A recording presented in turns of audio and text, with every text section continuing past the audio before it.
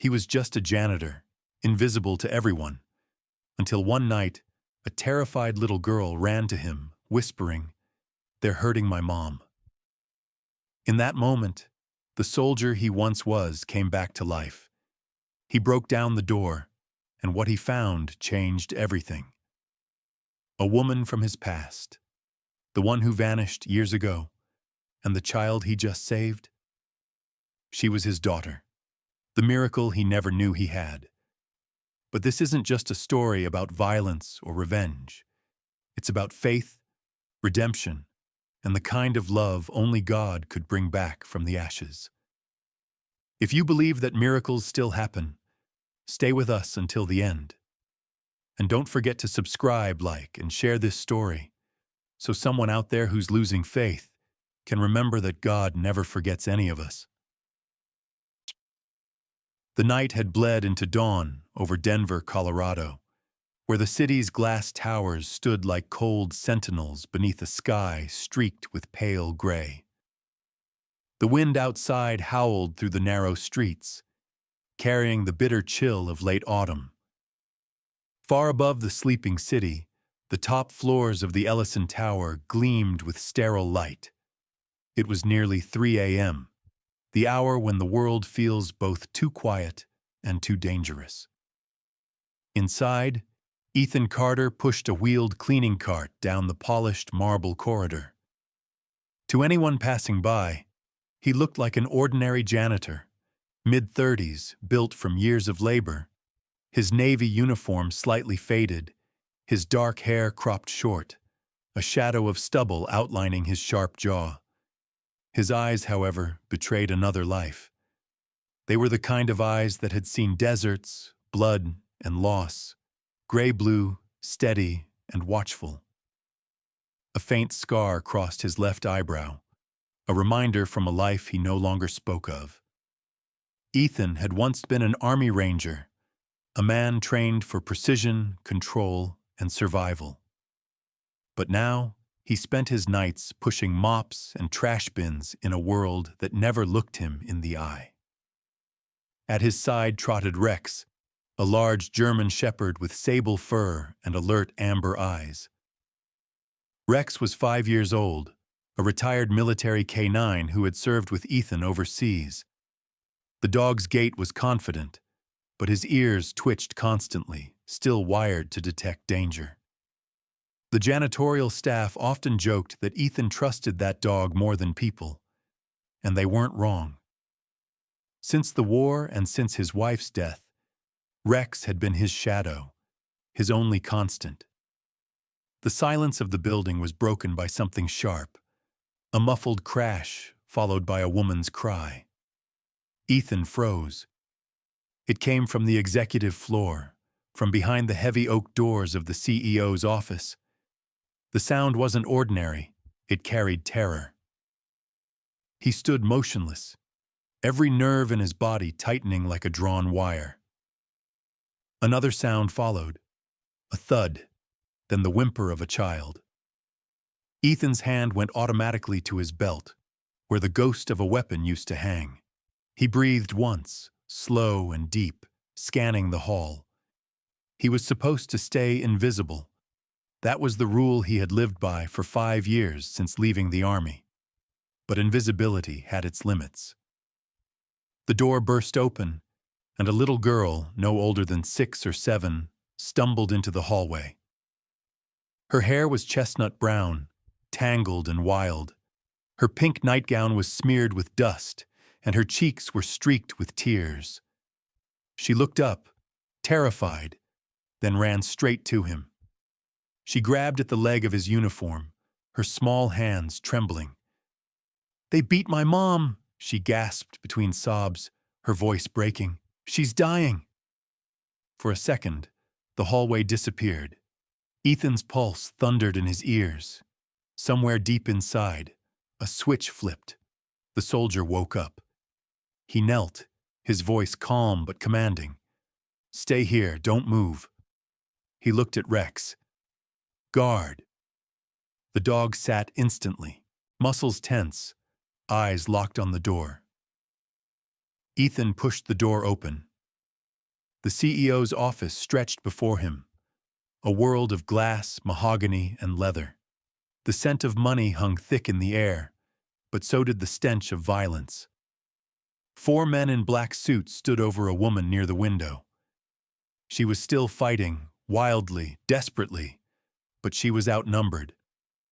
Her silk blouse was torn, her hair disheveled, blood streaked down from a cut on her temple. Yet even in that broken state, something about her struck Ethan like a physical blow. Olivia Evans. The name surfaced before he could stop it. She had been a rising executive when they met years ago, a woman with eyes like storm clouds, full of fire and conviction. One night, one drink too many, one shared wound from life's cruelty had brought them together. The next morning, she was gone, leaving only the ghost of warmth and the faint scent of her perfume on his skin. He'd searched for meaning, then buried it. Until now. "Olivia," he breathed, but she didn't hear him. The nearest man turned, noticing Ethan, a janitor with a mop handle in his hand. He sneered, "Get out. This isn't your—" He didn't finish. Ethan moved like a shadow uncoiling. He struck the man's wrist, snapping bone before the scream even started. A second motion sent the attacker crashing face first into the wall. The others turned, startled, but their hesitation cost them. Ethan ducked a punch, drove an elbow into another's ribs, then pivoted, using the man's momentum to throw him onto the glass table, which shattered under the weight. The third reached for a weapon, something metallic, but Ethan was already there. A knee to the groin, a hand to the throat, a quick twist. Silence. Only the leader remained, his confidence draining as he backed away. He had the look of someone used to control, not combat. Ethan grabbed him, slammed him against the marble floor, and the fight was over. The room was suddenly quiet, except for Olivia's ragged breathing. She stared at him, dazed. "Ethan," she whispered, her voice barely audible. He hesitated, her name on his lips again. "It's me." For a heartbeat, neither moved. The world outside the tall windows glowed with the first gray hint of dawn. The city unaware that something old and unfinished had just been set ablaze between them. Ethan knelt beside her, checking her pulse with practiced efficiency. "You're okay," he murmured. "You're bleeding, but nothing deep." "Harper," she managed. "My daughter. She's safe," Ethan said softly. "She found me." Olivia's eyes fluttered shut with relief, tears cutting through the blood on her cheek. Rex barked once, low and urgent. Ethan looked toward the hallway. Movement. The elevator indicator was descending fast. More men were coming. "Can you walk?" She nodded weakly. He helped her to her feet, supporting her weight with one arm. Even bruised and pale, she carried the same presence he remembered, the mix of strength and fragility that had drawn him in years ago. Ethan guided her toward the back of the office, past the shattered desk and glass. "There's a service corridor behind here," he said, pushing open a maintenance panel that only staff like him would know existed. He whistled softly, and Rex darted in, tail low, ears forward, ready. Olivia followed, her hand clinging to his sleeve. Harper ran to her mother, burying her face against her stomach, sobbing. Olivia pressed a trembling kiss to the girl's hair. Ethan locked the panel behind them. As they moved through the narrow corridor lit by flickering bulbs, Ethan's mind was a blur. He had spent years trying to bury the past. War, loss, the face of a woman he couldn't forget. But tonight the past had returned, bleeding and gasping in his arms. They reached the service elevator. He pressed the button, glancing back. The faint echo of footsteps, pursuers. He crouched, meeting Harper's eyes. "We're going to play a quiet game, okay? No talking. No sound." The girl nodded, her tears drying on her cheeks. She looked at Rex, who stood beside her like a guardian knight. "Is he a hero dog?" she whispered. Ethan almost smiled. "He used to be. Maybe still is." The elevator doors slid open with a groan, and they stepped inside. As it descended, Ethan looked at Olivia. She was leaning against the wall, pale but alert, her eyes never leaving his face. "Why are you here?" she asked quietly. "I work here," he said simply. "Maintenance, it's quiet." A ghost of a smile touched her swollen lip. "You always were running from something." "So were you," he replied. Neither spoke after that.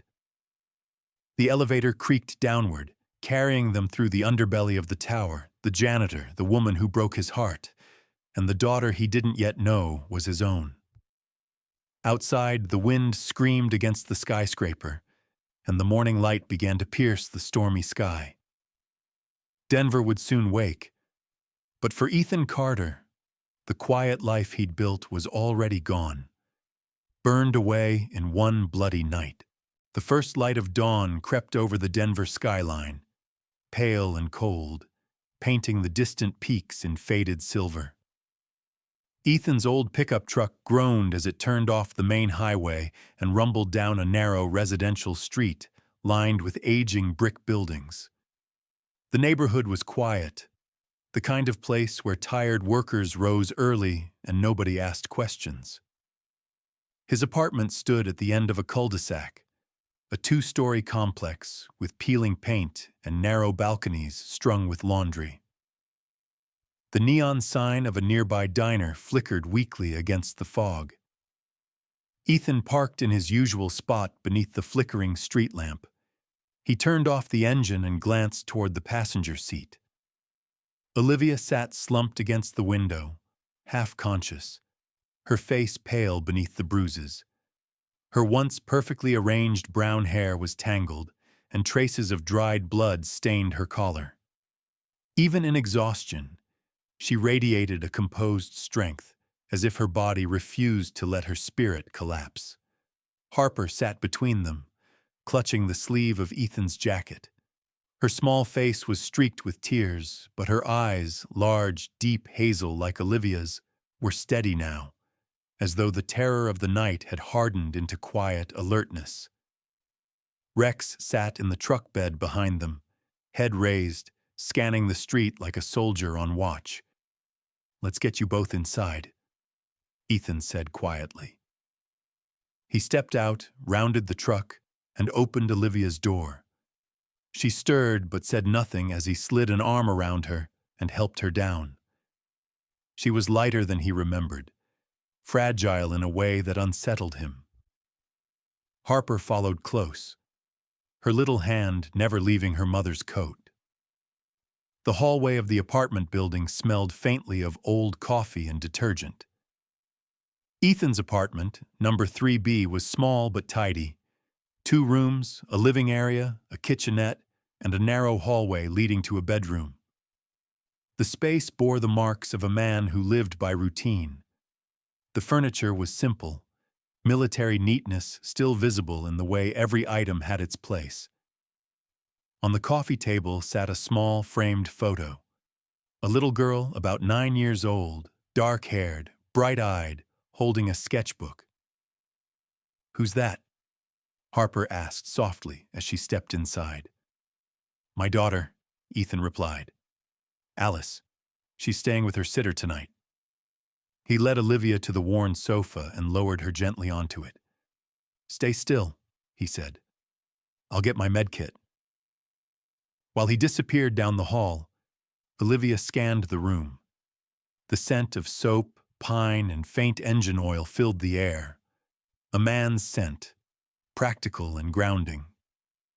Her gaze drifted to a folded American flag in a display case on the shelf, next to a set of dog tags. She reached out, her fingers trembling slightly.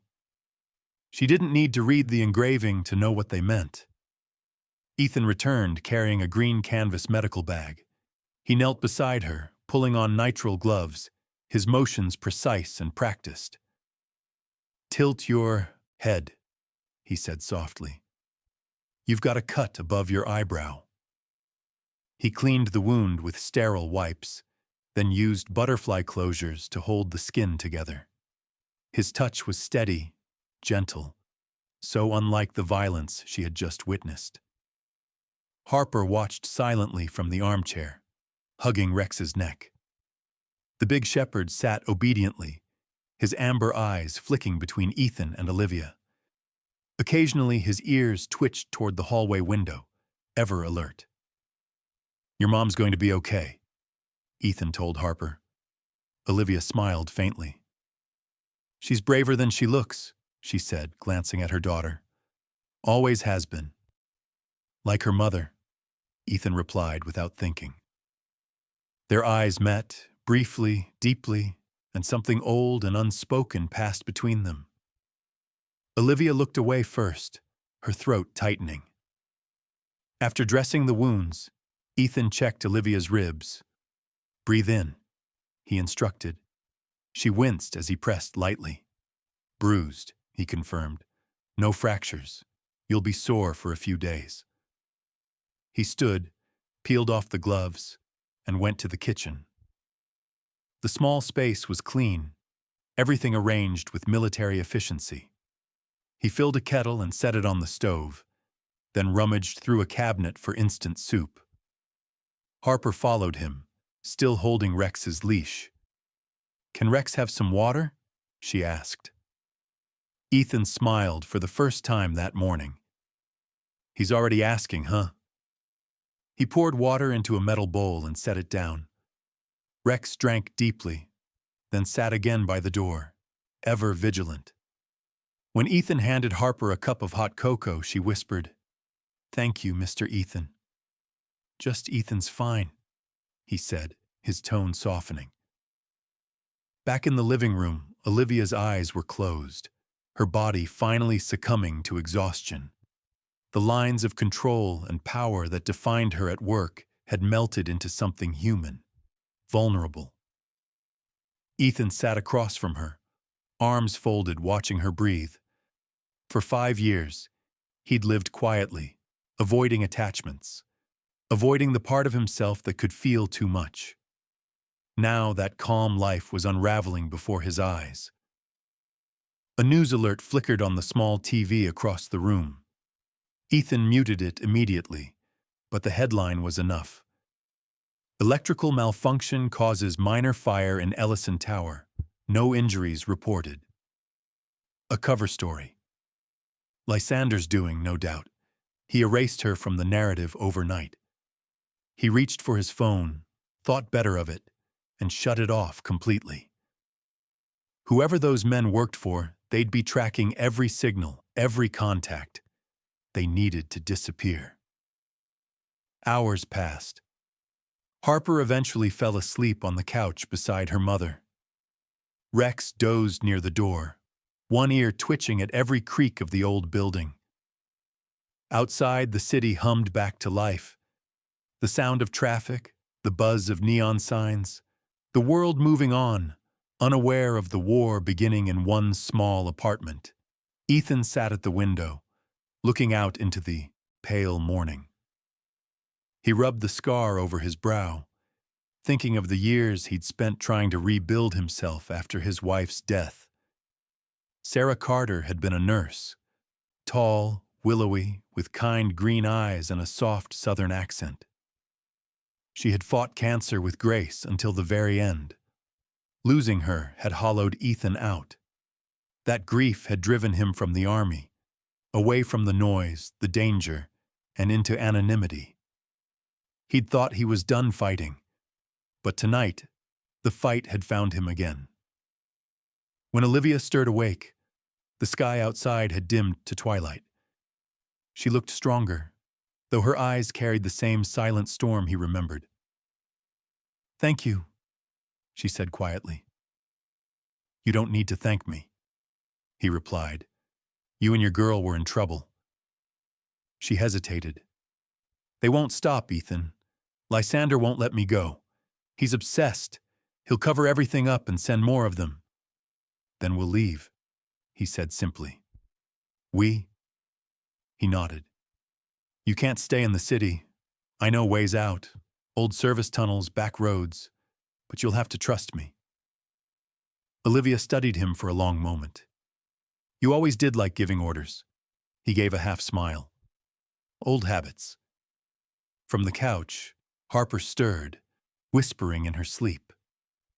Olivia brushed a strand of hair from her daughter's forehead. Ethan noticed the faint scar on Harper's wrist. An old mark, circular, from a childhood fall maybe. His own wrist bore one nearly identical from when he'd crashed his bike as a kid. The recognition hit him like static. He forced himself to look away, but something inside him shifted, a whisper of suspicion he didn't dare voice. The room grew still again. Only the hum of the refrigerator and the occasional bark from Rex broke the silence. Ethan stood, pulled a faded map from a drawer, and spread it across the table. We leave before dawn, he said. I know a place we can hide, deep in the mountains, remote, safe. Olivia looked at the map, then at him. Why are you helping us? He met her eyes. Because I couldn't live with myself if I didn't. Rex gave a low growl, his hackles bristling as footsteps echoed faintly in the hallway. Ethan's head snapped up. A shadow passed by the frosted glass of the apartment door. Someone lingering too long. He reached silently for the handle of a wrench lying on the counter. The footsteps moved on, fading. Rex relaxed, but Ethan didn't. The hunt had already begun. Outside, the lights of Denver flickered like dying stars, and inside, 3 lives, bound by fate and buried secrets, waited in the quiet before the next storm. The rain began as a fine mist, whispering against the cracked windshield of Ethan's old Ford pickup. The wipers struggled to keep rhythm, squealing across the glass as the truck climbed higher into the Colorado mountains. Midnight had passed hours ago, and the city lights had long vanished behind them, swallowed by the dark silhouette of the Rockies. The headlights carved a narrow path through the downpour, glinting off wet pine trunks and winding asphalt. Ethan's hands gripped the wheel tightly, his knuckles white, eyes flicking to the rearview mirror every few minutes. Each headlight in the distance could mean pursuit. Olivia sat in the passenger seat, her head resting against the window.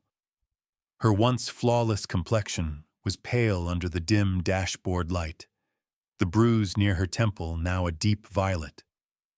She had wrapped Ethan's flannel jacket around herself. It hung loosely, smelling faintly of pine soap and something indefinably masculine.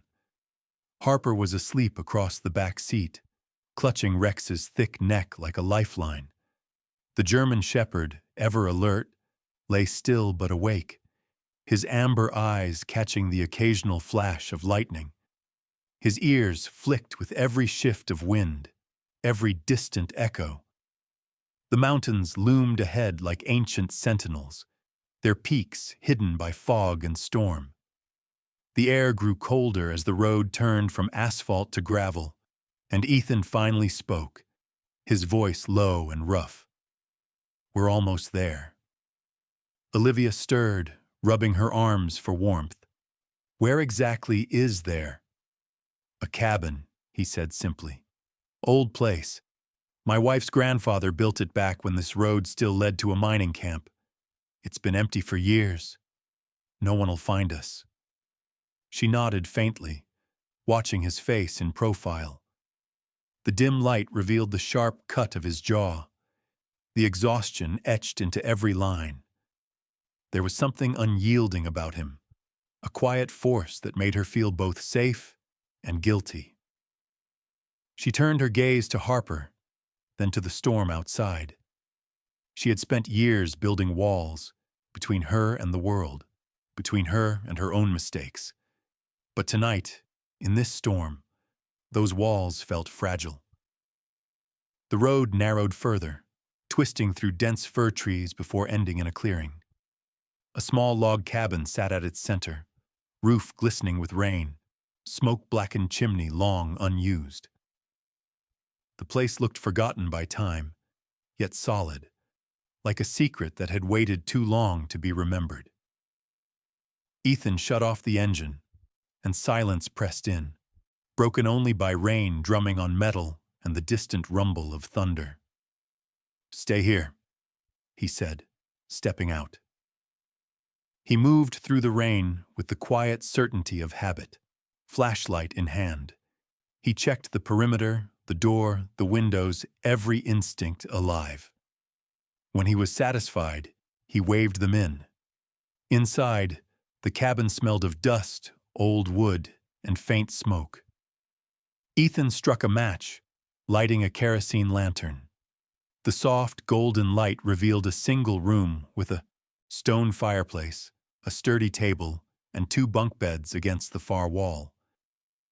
Olivia set Harper down gently on one of them, tucking the worn blanket around her shoulders. Rex circled once before settling near the door, his fur damp but his body coiled, ready. Ethan busied himself with the fire. Sparks flared, and soon the room filled with the slow crackle of warmth. Olivia stood near the mantel, eyes scanning the walls. Old photographs hung there, sepia images of mountains, soldiers, and family. One frame in particular caught her eye. Ethan, younger, in civilian clothes, his arm around a tall woman with soft green eyes and a radiant smile. A toddler sat on his shoulders, laughing, her hair dark and curly. Olivia touched the frame lightly. "Your wife?" she asked. Ethan looked up from the fire. His expression softened, shadowed by memory. "Sarah," he said quietly. "She was a nurse. Kind, patient, stronger than I ever was." He stared into the flames. "Cancer took her 3 years ago. After that, I couldn't stay in the army. Alice needed a father. So I came home, found work, tried to build something quiet." Olivia lowered her hand, guilt gnawing at her. She'd spent years running from the past, from that one night that had rewritten her life. She remembered his warmth, the sadness in his eyes even then. She had left before dawn, terrified of feeling something real. Weeks later, when she discovered she was pregnant, she chose silence over confession. And now, sitting in the glow of his fire, she wondered if fate had finally come to collect the debt. Harper shifted in her sleep, murmuring something about the big dog. Olivia smiled faintly, her heart tightening. Ethan followed her gaze. "She's a brave kid," he said. "She had to be," Olivia replied softly. "Her father wasn't around." Ethan nodded slowly, unaware of the truth that trembled on her lips. "Kids shouldn't have to be brave," he said, his voice carrying a weary conviction. "Not like that." The storm outside grew harsher. Wind howled through the cracks in the shutters, and the cabin creaked in protest. Olivia wrapped her arms around herself and sat near the fire. "We can't stay hidden forever, can we?" Ethan shook his head. "No, but we can buy time. You said those men worked for someone. Who?" She hesitated, the name catching like glass in her throat. "Lysander Blackwood." Ethan's brow furrowed. "The tech billionaire?" "Yes," she said. "He wanted control of my company, and me. When I refused, he turned ruthless. He's got private security, ex-military. He doesn't just own people, he breaks them." Ethan's jaw tightened. "Then we need help. Someone who can fight him on his own ground." She nodded slowly. "There's one man I trust, Anselm Crow, my father's old lawyer. Retired now, lives upstate in the mountains. He's stubborn, brilliant, and hates men like Lysander. If anyone can help, it's him. Ethan rose and rummaged through a wooden chest near the wall. He pulled out an old shortwave radio, battered but functional, its antenna bent.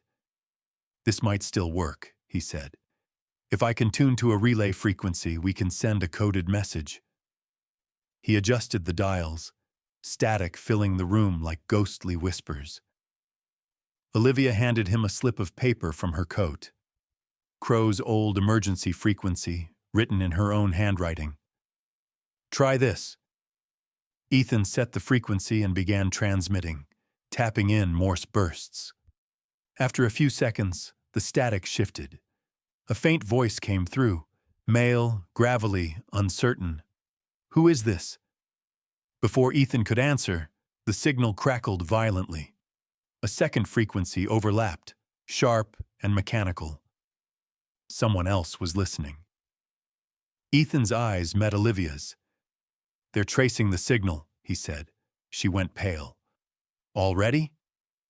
He turned off the radio, ripping out the battery pack. "They must have monitored your company's channels. They knew you'd try to reach out." Rain lashed against the windows like warning drums. Harper stirred, and Rex growled low, sensing the change in energy. Olivia looked at Ethan, fear mingled with resolve. "What do we do now?" He glanced toward the window where the forest loomed, black and endless. "Now we prepare," he said. "If they're coming, we'll be ready." Outside, through the downpour, a single pair of headlights flickered far down the road before vanishing into the mist. The storm had passed by midnight, leaving the forest slick and silent under a bruised purple sky. The air smelled of wet pine and smoke from the dying fire in the cabin's hearth. Ethan sat by the window, his rifle balanced across his knees, eyes scanning the tree line beyond the clearing. The forest was too quiet. Even Rex, usually restless, had his ears pricked, muscles tense. Something was wrong, the kind of stillness that came before violence. Olivia was awake too, sitting on the floor beside Harper's bed. Her hair, still damp from the rain earlier, clung to her face. The flicker of the lantern softened her features, that same strong jaw and quiet fire he remembered from years ago. She looked up as Ethan shifted. "You feel it too," she whispered. He nodded. "They're out there, maybe half a mile." "How can you tell?" He tapped the side of his head. "You don't forget certain things. The woods talk when someone's moving through them. Right now, they're holding their breath." Olivia's hand instinctively reached for Harper, who slept curled beneath a thick blanket. The child's breathing was soft, peaceful, a fragile rhythm against the tension crawling through the air. Rex rose suddenly, low growl rumbling in his throat. His fur bristled as he faced the window.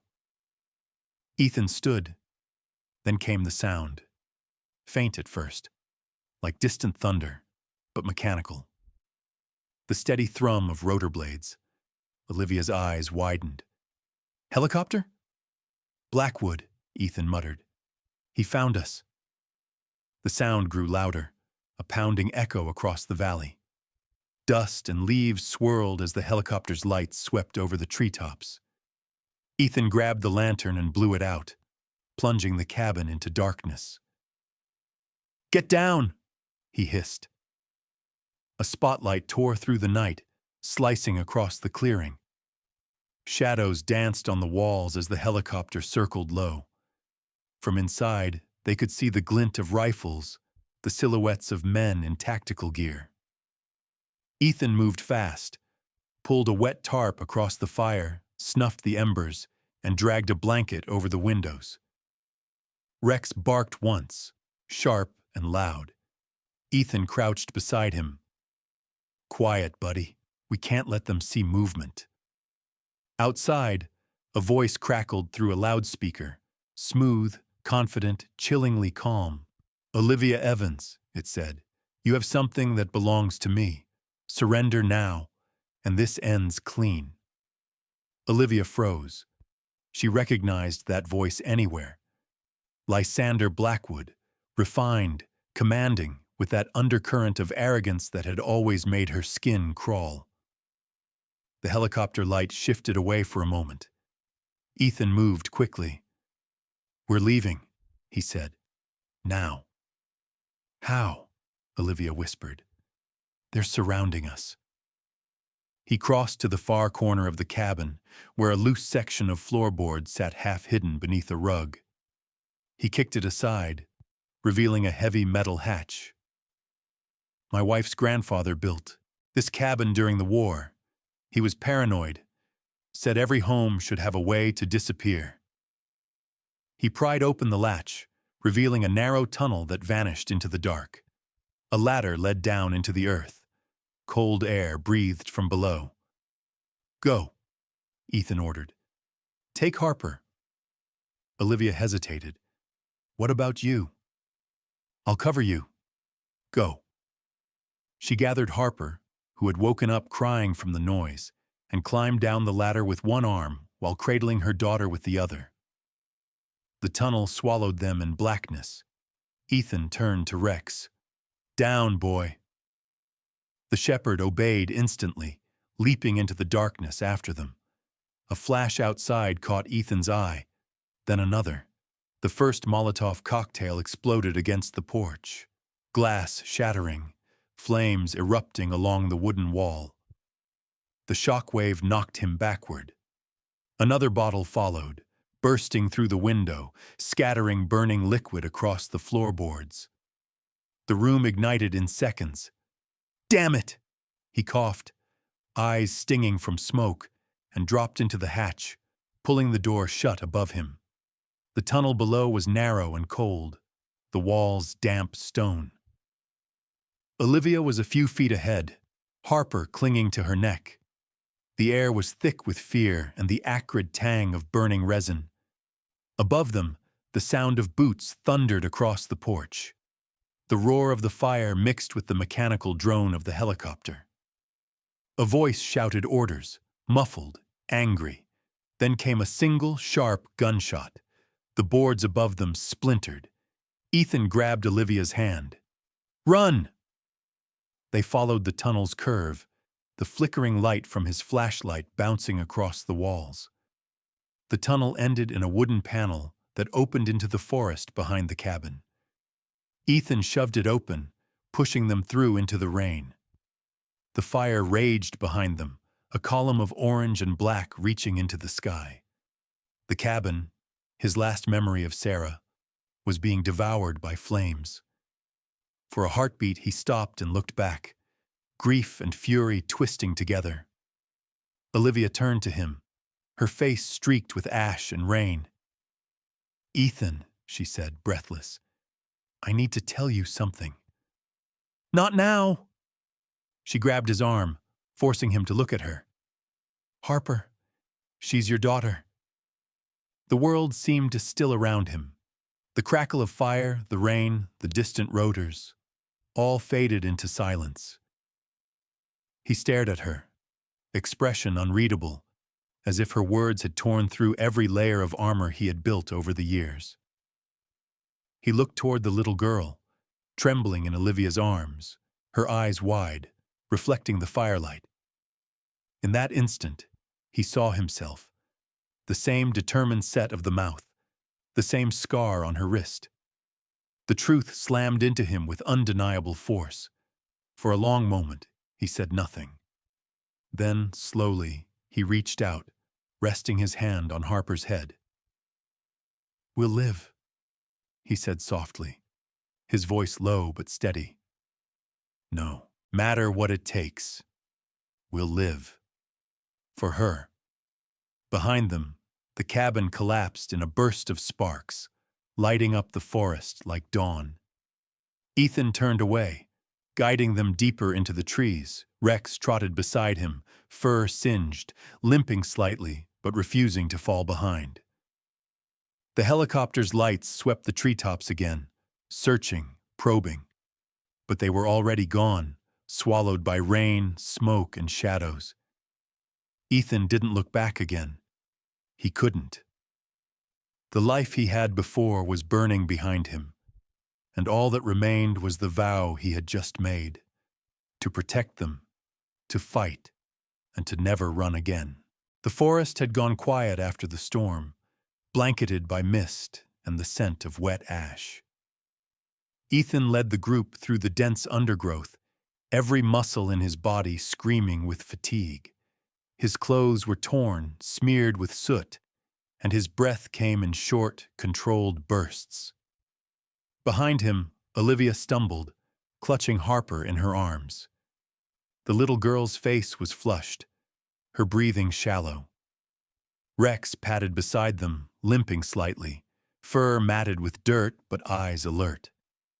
The dog had refused to rest, as though he understood their survival depended on every second. By dawn, they reached a weathered ranger outpost hidden deep within the trees. The small cabin, once used by firewatch patrols decades ago, stood half-buried in ivy and moss. Its wooden door sagged on rusted hinges, and a single cracked window stared out like a tired eye. Ethan forced the door open with his shoulder, the wood groaning under the pressure. The interior smelled of rot and damp paper, but it was shelter, dry, enclosed, defensible. He helped Olivia lay Harper on a narrow cot against the far wall. The girl's small body shook violently under the blanket. Her lips were pale, her forehead burning with fever. Ethan's chest tightened at the sight. "Smoke inhalation," he muttered, "and hypothermia." He dropped his bag and began working fast, pulling out his old field medical kit. Olivia knelt beside him, fear written across her face. She was fine earlier. How did it get this bad? Adrenaline kept her going, Ethan said, tearing open a sterile pack. Now that she's stopped moving, her lungs are reacting. He checked Harper's pulse, counted her breaths, then unzipped a small pouch of antibiotics and saline solution. "I can treat the fever. The rest depends on time." Olivia brushed Harper's hair from her face, tears trembling on her lashes. "Please," she whispered, "don't let her." Ethan interrupted gently. "She's strong, like her mother." He met Olivia's eyes, and like her father. The words hung between them, soft, unspoken forgiveness buried beneath exhaustion. Olivia took a deep breath and nodded, her hand tightening around Harper's. Rex settled by the doorway, head resting on his paws, his breathing heavy. His fur was singed from the fire, but his eyes stayed fixed on the woods. Occasionally, his ears twitched toward distant sounds. The forest never truly slept. Olivia moved to the old desk in the corner, where a dust-covered radio transceiver sat half-buried under papers. The equipment looked ancient, World War II era maybe. She brushed away cobwebs and turned the knobs, praying the power lines still hummed. Nothing. Only static. She exhaled shakily. Then she saw a small generator by the wall, half covered with a tarp. It looked ancient, but functional. "Ethan," she called softly, "if we can get this running, I can reach Anselm." Ethan crossed the room and examined the machine. Metal casing, rusted bolts, but the spark plug was intact. Worth a try. He pulled out his lighter, checked the fuel line, and after 3 hard pulls, the generator sputtered to life. The faint hum filled the cabin. Olivia turned the radio dial slowly, carefully tuning through bursts of static until a faint male voice crackled through. "This is Station 7. Identify yourself." Her heart leapt. "This is Olivia Evans," she said into the microphone, her voice shaking. "We need help. We're in the Rockies, Old Ranger Station off County Route 12. We have a child down and hostiles nearby. Please patch me through to Anselm Crow." There was a pause. Then a gruff, weary voice responded. Olivia? My God, it's been years. She smiled through tears. Anselm, we need you. They found us, Lysander's people. We're trapped, and Harper's sick. The man's voice hardened. Stay put. I'll contact the state troopers. They'll move fast once I relay coordinates. You're not alone anymore, Olivia. The signal faded into static, but hope lingered. Hours passed. The morning light filtered through cracks in the walls, turning the room gold. Ethan sat beside Harper, dabbing her forehead with a damp cloth.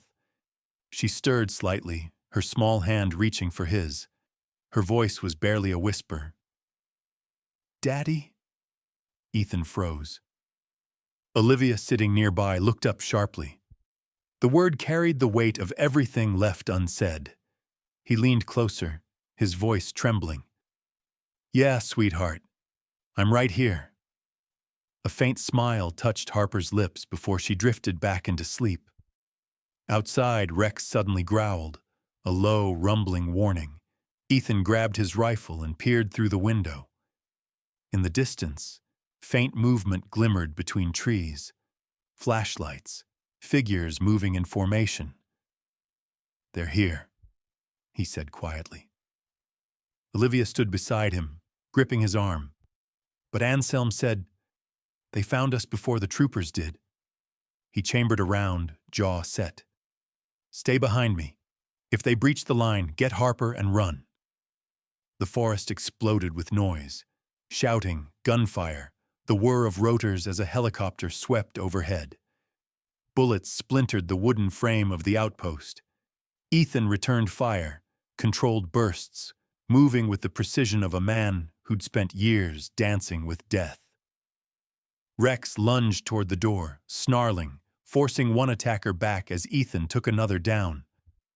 Amid the chaos, a distant siren wailed, high-pitched and insistent. Olivia turned toward the window just as a fleet of state police SUVs tore up the dirt road, sirens echoing through the valley. A helicopter marked with law enforcement insignia hovered above, lights flooding the clearing. The sudden counterstrike was swift. The gunfire from Lysander's men faltered, then silenced. Orders shouted. Bodies surrendered. Within minutes, it was over. The air was thick with smoke and the metallic tang of gunpowder. Ethan stood at the doorway, chest heaving, eyes scanning the subdued attackers now cuffed and lined up against the patrol cars. And there, escorted by 2 officers, was Anselm Crow. He was tall, wiry, his frame slightly stooped from age but still carrying a quiet authority. His snow-white hair framed a lined, intelligent face, and his steel-gray eyes were sharp behind wire glasses. He wore a long wool coat despite the heat, his expression stern but kind. When he saw Olivia, his features softened. You look like hell, he said, voice gravelly but warm. She laughed weakly. You should see the other guy. Anselm clasped her hand. Blackwood's finished, he said. Your testimony, the data we recovered from your company servers, it's over. Ethan exhaled, the tension leaving him all at once. And the girl? He asked. Anselm looked toward Harper. We've got medics inbound. As paramedics rushed in, Ethan knelt beside Harper as they lifted her onto a stretcher. Her eyes fluttered open again, weak but alive. Daddy, she whispered. Are we going home? Ethan smiled, tears burning behind his eyes. Yeah, kiddo. We are. A month later, Denver bloomed under the warmth of spring. The city park was alive with laughter and sunlight. Children chased kites across green lawns, and the air smelled of cut grass and distant coffee shops. On a wooden bench beneath an oak tree, Ethan sat with Olivia, their hands entwined. A few yards away, Harper ran hand in hand with Alice, Ethan's older daughter. The two girls laughed as Rex bounded around them, his fur glossy again, tail wagging like a flag of joy. Olivia leaned her head against Ethan's shoulder. "I left because I was scared," she said softly. "But you found us again. You saved us." Ethan turned to her, his rough features gentling. "No," he said. "You gave me something worth saving." He took her hand. "Don't run again." She smiled, eyes glistening. "Not anymore." As the sun dipped low, Rex barked playfully, chasing the girls through the golden light. The laughter of children and the sound of the shepherd's paws filled the park. For the first time in years, Ethan felt peace. A quiet, steady heartbeat of home. When the fire burned their past to ashes, something greater rose from it. Love, forgiveness, and the quiet proof that miracles still exist. Sometimes God doesn't send angels with wings. He sends a tired soldier, a loyal dog, a frightened child, and a woman brave enough to love again. It's through their pain, their courage that he reminds us. Light can be found even in the darkest forest. Every breath they take now, every laugh of those two little girls is a blessing. Not from luck, but from grace. And maybe that's what life is. Not escaping the storm, but finding the strength to walk through it and still believe. So if this story touched your heart, take a moment to thank God for your own small miracles, for the family that stands beside you, for the breath in your lungs, and for the second chances you never thought you'd have. May God bless you, protect your loved ones, and keep your heart strong through every fire you face. And if you believe that love and faith can rebuild even the ashes of a broken life, please share this story. Leave a comment about your own miracle, and subscribe so more souls can feel the same hope you felt today. Because somewhere out there, someone is waiting for a reminder that God still works in quiet ways.